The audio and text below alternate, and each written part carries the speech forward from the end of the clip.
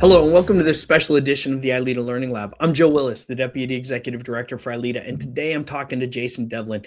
He's going to be presenting at the 2016. I don't even know where that came from. Let's keep rolling though. The 2026, going back in time, the 2026 conference and Expo. And his class is called Creating a Path, Learning to Lead Through Resiliency. And he's got a particular angle he's going to take in how he presents this topic on becoming a leader and how events shape who we become. And so without any further ado, Jason, take us through a little bit of your class and how it came to be. Okay. Well, I'll kind of go back to a reference that we've heard at ILEETA for the last several years, right? Going back to Patrick Van Horn's book of Left of Bang. And the best way to tease this class is to say what I'm going to be talking about, what I'm going to be sharing with everybody is my bang, right? It was a professional and a personal bang, had lots of volatility, uncertainty, complexity, and ambiguity involved in it. And it is a piece of my life that I decided to take and share with groups and audiences to help them learn from things that I had picked up from this experience, and hoping that maybe, hey, if I can share this stuff that I learned through this experience with people and they don't have to go through this whole moment that I went through, then all the better for it, and it's the kind of thing where it's that usage of storytelling, and it's that usage of how do I take ambiguous leadership type concepts and show how they can concretely be applied to our own personal lives, right? And whether it's our personal life, whether it's just leading within ourselves, leading our families, leading ourselves professionally, or even leading teams if we have the privilege of being in charge of a team. And it's taking these lessons learned through this story and this bang and being able to share those with everybody that's going to be attending ILEETA and those who will be around. Perfect.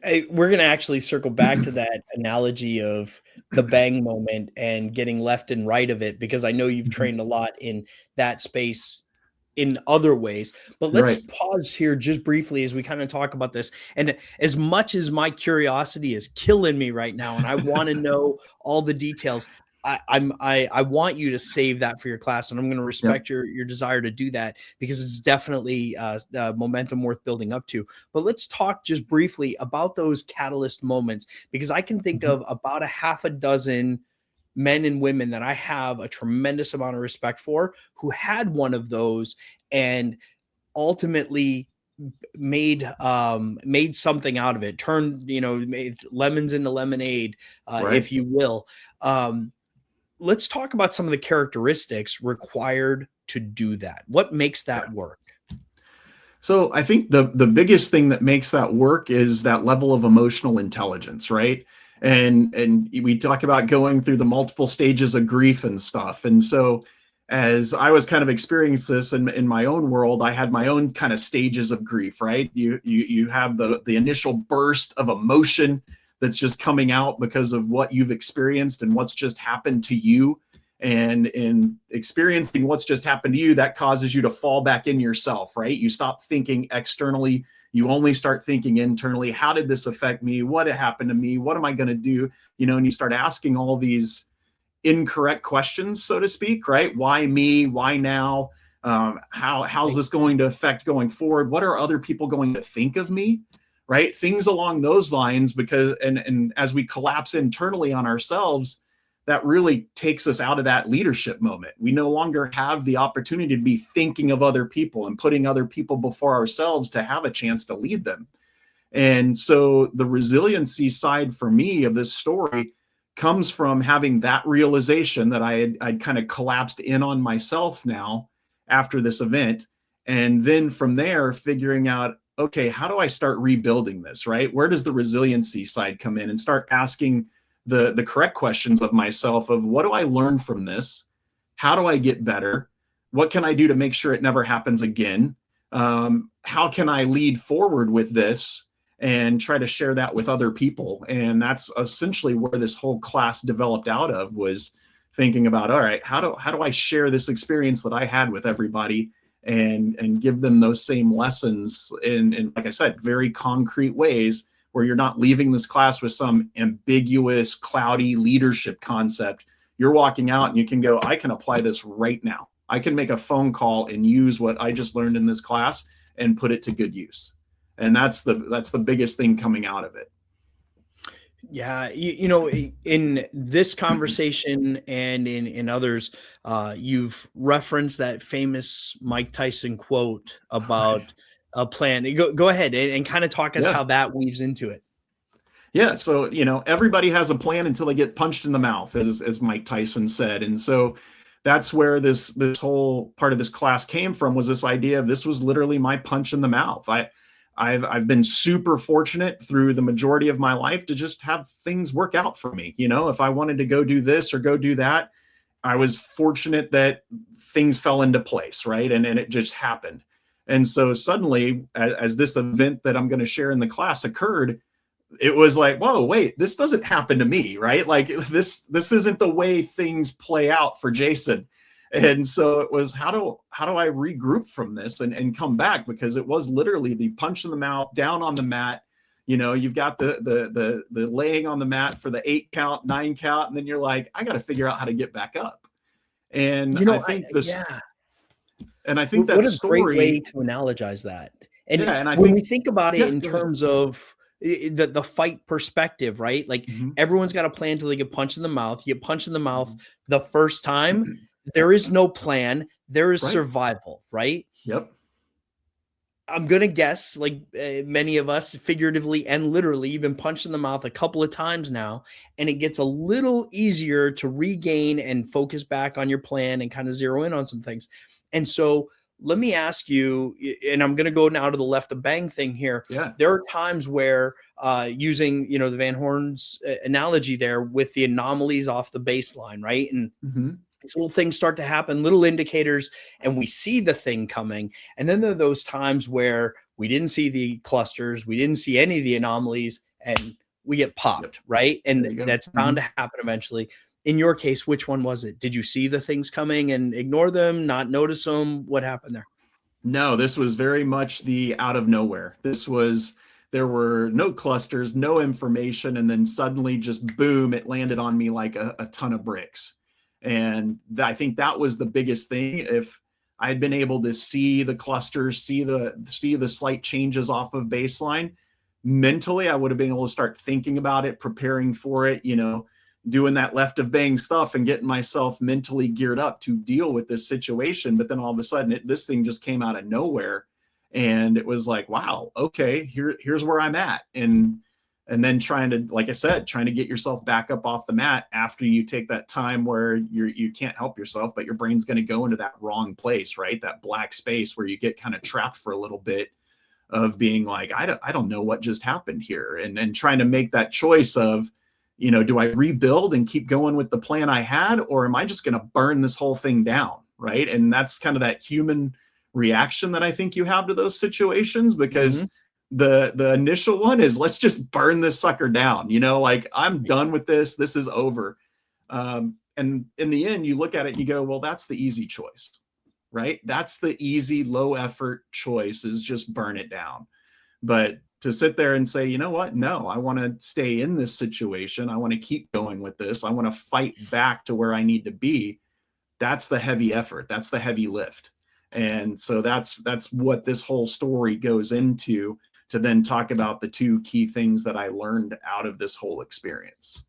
So yeah, let's talk about the bang and beyond. And again, speaking somewhat ambiguously here by design, the there will be times, and whenever I teach, whether it's responder readiness or relentless or any of the mental health type classes I teach, I use the left of bang analogy, in that Mhm. oftentimes we will see those clusters, we'll see things coming off the baseline, and we can address it as a peer, as a friend, as a supervisor, or as an individual. Mhm. But there are those times where, as you just said, it surprises us and rocks our world. We did not see it coming. And in the moment of bang, those brief couple of seconds afterwards, we're left laying on the ground, holding our head, our ears are ringing, our eyes are watering. There's no noise. I mean, nothing. It's just dust all around us.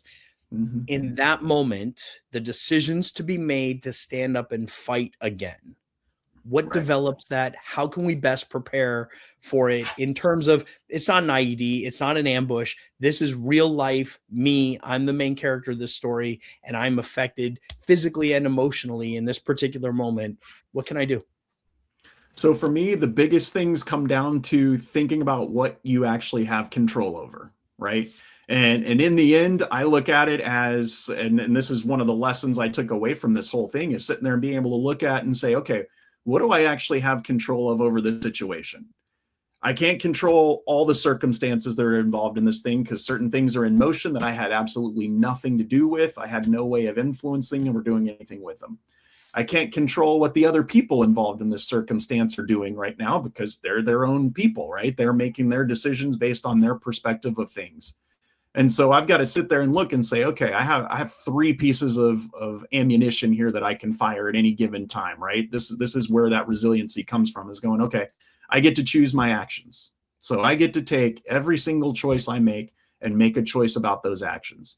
Secondly, I get to make a choice about the attitude I'm going to face that stuff with, and then how I'm going to go into those actions. Am I coming at it from a place of grief or anger or anxiety or nervousness or failure? Or am I coming at it from a, how can I learn? How do I rebuild? How do I get better? How do I change this? Or how do I fix it for the future? And then your third thing is, how much effort are you willing to put into it? And, because you can know all the right actions, you can have a great attitude, but if you don't decide it's worth putting the effort into it, then it's all for naught. Right. And so that's that third aspect of when it comes to putting resiliency into this, when it comes to fighting back after that bang, is taking stock of where am I at right now, and then what are the things I actually have control over where I can start influencing the situation, and start moving it forward in some way. Because the longer I sit there and ask those incorrect why me type questions, the longer I'm just making myself a victim. And the longer I'm a victim of that situation, I'm not doing anything to start solving the problem or moving in a positive direction, right? My rite of bang goes askew if all I'm worrying about is how I'm the victim of this situation, and potentially doing that thing where the low effort task of, let me drag other people down with me, right? Let me tell you this crappy thing that happened to me and come join me down here in the depths, instead of figuring out, okay, how do I flip this and how do I start coming out of those depths and be more of an example of how to handle this situation. Yeah, and the folks, as I mentioned, I had about a half a dozen people come to mind who have really reshaped themselves after significant events. And the interesting thing is, whether it's an unexpected divorce, death of a close Mm-hmm. family member, applying for a job and not getting it, having some funding not come through on a major project, like there is trauma that occurs in Mm-hmm. those moments, and our reaction to that trauma is unique to us, but there are some things that are similar. um but what I'm hearing from your story and others is that we've got a decision when, again, going back to that analogy of, laying there with your head on the ground and trying to figure out what's happening around you, those initial couple moments after bang, whether it's Mm-hmm. in a physical fight or one of these emotional figurative type situations, there are some key factors that make the most sense. And you gave three great examples there. But getting back to your knees, I think is one of the Mm-hmm. first things you got to do. Just start Yeah. moving in a direction, right? Yep. Um, let's kind of pause just now and look at right of bang. Ears still ringing, blood still coming from our Mm-hmm. noses. What are the first couple of steps that are reasonable to take right off the bat? You named a couple, like not victiming yourself and that kind of stuff. But Yep. what are some others? How do you fight back to your feet? So I think the other piece is you've got those people that serve to you as mentors, people that you feel comfortable reaching out to, talking to, saying, "Hey, here's what just happened. Here's potentially what I'm thinking about as a response. Here's how I'm processing this." Because in the moment, your perception is probably not really, really clear, because you're clouded by those very strong emotions. And so having that person that you feel comfortable to reach out to, having, if you've got the backing of family with you, the ability to use that stuff to draw from to really fight and help get yourself, like we said, off that mat are some of the biggest things. And then from that, it's figuring, okay, where do I take first, I guess, would be, what is the lesson to learn from this right now? What can I take from it? Because until I can learn something from it, I'm not gaining anything. So what's the learn from this?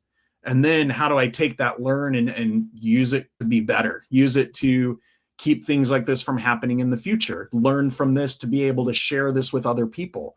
Learn from this to be able to go out and lead, whether it's just leading yourself better in the current position you're at, or learning to lead that team that you have the privilege to be in charge of, and being able to share those things with them so that, if they find themselves in that spot, they know, at least number one, they know someone else who's been there. Someone else has been in those dark depths, and that's somebody I could go talk to. Number two, you're setting that example, right? You're showing people, hey, the idea is you get knocked to the ground. The idea isn't just to roll over, get caught up in that blackness and those emotions. The idea is stand back up, fight back onto your feet, and keep moving forward. And here's a way you can do that. And that's where we get to with the lessons learned that we share in this class. I love it. And that introspection, you said a couple of things that I think are kind of paramount here. Well, first, the victim mentality, right? How many people do we know, maybe even myself included, at different points in my life, where you do get rocked, it hurts, and you're confused, you're trying to figure out what's next, and it is easy to be the victim and to start pulling other people in your direction, and us versus them, they, a why me sort of mindset, and get into some of those thinking traps. Advice for those who, listening to this, they recognize, oh shit, that's me right now. Right. Yeah. And I think a lot of it stems right there from being conscious of the questions that you are mentally asking yourself, and this kind of skims off some of what we're going to talk about in this class, but it's those questions that we are having, those self conversations up here in our brains. And when I am asking, why me? When's somebody going to tell me what's going on? When's somebody else going to fix this? Those are the wrong questions. I'm just prolonging the victimization of whatever the event is, right? And so our way fighting through that is part of, how do I look at this event and ask different sets of questions, right? Instead of saying, why me? It's, what can I learn from this? Instead of saying, when's somebody going to tell me what's going on? What can I do to go find out what's going on? And so I'm looking at changing the mentality, changing those questions that I'm asking myself up here in my head, so that they are, number one, more action oriented. Number two, they're more personal accountability oriented. I'm not counting on somebody else to do it for me. I'm not going into a woe is me attitude. I'm saying, hey, what do I have from where I'm at right here, right now? What do I have that I can do to learn, take a step in the right direction, figure out how to fix this, learn more about it, whatever it might be. And that's the big piece that starts to look at that, is changing how you're talking to yourself up there in your head, and what the message is that you're constantly repeating. Because I would say you're probably as familiar as it with I am, that we know that we can get in those ruts of self-talk, and man, our self-talk can be absolutely brutal.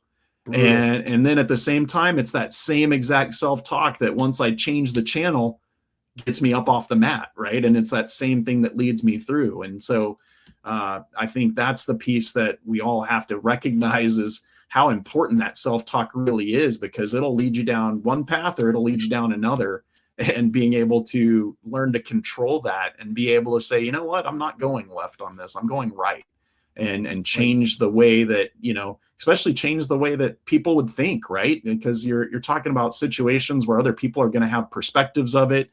We start worrying about, oh man, what are other people going to think of me? Are they going to think of me as a failure? Are they going to think that, I did this or I did that? And how's it going to come across to other people? And in the end, that stuff doesn't matter. What they're going to see is how you come out of it. And that's going to be your message.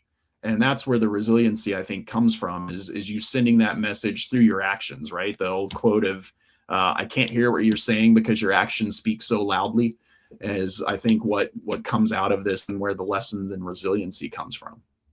Oh, dude. And you said a lot of there was gold through that whole thing, but one of the things that stood out to me the most is that doesn't matter what they think or how this is being affected. I'm a big fan of Stephen Covey's circle of concern Mhm, versus circle of influence, right? mhm, And you've kind of talked about it in general terms here, where there's a whole perimeter of things that are concerning to me in this moment, but the space I'm standing on, I have the choice to make my next right move. And yep, maybe that today is just simply changing the narrative in my head. Maybe it is, as you said, calling out to a mentor, but I can do something to move mhm, in the right direction. You mentioned emotional intelligence being yeah, a big factor in this, and I want to visit with you on that for a second because I do believe emotional literacy. Now, I do believe research shows us that emotional literacy and our ability to effectively uh, be aware of our own emotions and the emotions of mhm. others and then react appropriately is somewhat of a challenge for especially people in these um, spaces of law enforcement, the Right. military, first responders in general. And so let's talk about that emotional intelligence. How do you develop it and how important is it here? Yeah, so I think it's tough because I talk often in a lot of my classes about the usage of emotional intelligence, and I try to actually stay away from the word because I feel like in a lot of the classes for the law enforcement that I teach, you say the word emotion, it's like, oh man, that's like the F word, right? But it's the E word. And so it's understanding how those concepts, those five pillars of emotional intelligence actually apply to your situations and being able to understand, right? You mentioned one of them, of emotional awareness. Just your own ability to look and be like, okay, what am I feeling right here right now in this moment, right? Is it Yeah. anxiety? Is it frustration? Is it anger? Especially those really strong emotions along those lines. And especially since those are the emotions that we as human beings are more prone to go to as our natural reactions to things, right? Because we've evolved over thousands of years, and going back to our need to survive, we needed to have strong emotions like that, right? You hear that rustling in the bushes. I couldn't assume, oh, that's a cute animal to look at. I had to assume that rustling in the bushes was something to kill me. And Right. so over the years, that changed what our mentality is. Now, though, we find ourselves in 2026, and that mentality is a little bit different. But at the same time, we find that the easiest path, the low effort path, is to just jump into those emotions of frustration, anger, embarrassment, anxiety, and those sorts of things. And so when we are looking at those sorts of emotions and that sort of stuff, the next piece becomes emotional regulation, right? So before I can ever try to regulate any of those emotions, I've got to be able to be aware of them, and then have those concepts of, all right, what are things that I know that can work for me to regulate these strong emotions? How do I find a way to keep those in check, right? Whether it is that mentor, for me in my situation, one of the things I'll mention in this class, it was my wife, who has nothing to do with law enforcement whatsoever. I came from the background of being a seventh grade math teacher. So Right. going from seventh grade math teacher to a cop, like for her was like, who is this guy that I married? Like, because it was like two totally different people coming online. And so, but she ended up, through this whole incident, ended up being my rock that I was able to talk to, and somebody who would ask questions that I'm like, man, no one in law enforcement would ever have asked me that question, because they just wouldn't even have thought about it. Right. And so, I mean, that's a so for culture we need me, to change, Jason, and I yeah, think you're on board with me as I say that. The one of the challenges we have is that it's acceptable for us to feel anger. It's hmm, less acceptable for us to feel sadness or whatever. But the when you look at these bang moments, as you've just described, and the ones that came to my head and the people that I'm thinking of, it wasn't anger type feelings that were the initial emotion they experienced. The problem yeah, is they often don't have the vocabulary. And even with the vocabulary, the courage or the confidence to share those emotions. right, Oftentimes it's shame or embarrassment or guilt hmm, or remorse, yep, nostalgia, right? Like emotions that are not typically hardwired into our conversations normally. So, from your perspective, how do we gain that level of awareness, and then hmm, B, learn to action it with confidence and comfort? right.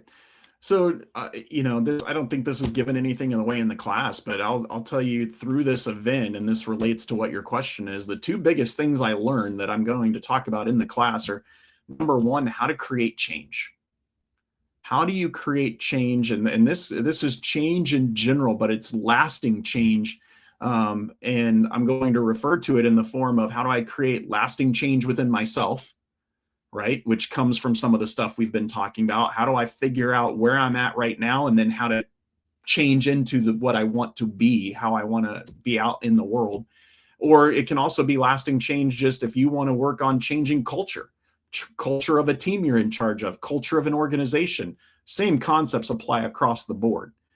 Second thing that I think goes along with this is figuring out accountability. Being able to not let accountability be like a 4-letter word, because I think a lot of people have experienced the term accountability in a negative way, because someone was there to hold them accountable or come down on them, or they had the mistake of thinking accountability was like this team thing where, hey, you call me out, I'll call you out, instead of saying, no, personal accountability is what I'm doing right here with myself, and learning from those things, because you can only truly be personal accountability once you own some of these emotions and things that we're talking about. I've got to own those with my awareness. And then from owning those emotions, I now need to do things to regulate that. I need to figure out, how do I go from victim mentality into someone who's in a survivor mentality, or into an improvement mentality, or whatever mindset it is that's going to get you up off that mat, sticking to that analogy. I think that's the piece that we have to be able to figure out. And if you don't have any accountability to sit there and be able to look at yourself and be like, okay, does this next step I'm going to take move me in a right direction or a wrong direction? Then Yeah. You're kind of lost. And so that's where you've got to have that ability to be able to look at things along those lines and make those right next steps. Right next steps, man. I'm excited about this. I think, over the years, I've watched your classes largely be much more of that instructor development. I mean, the Mhm. RAS, for instance, and like that Yep. sort of really good in-depth instructor development stuff. Uh, I'm I don't want to sound condescending as I say this, so please, I'm proud Yeah. of you for this year going in this personal direction with this and sharing a piece of yourself, because you're such a highly respected instructor, and kind of bear a little bit of your soul. And unlike a lot of classes where or talks where people will give a great admiration of a problem, I have no Mhm. doubt yours is going to be very solutions focused. So I'm Yeah. excited for this year. I think this is going to be a lot of fun.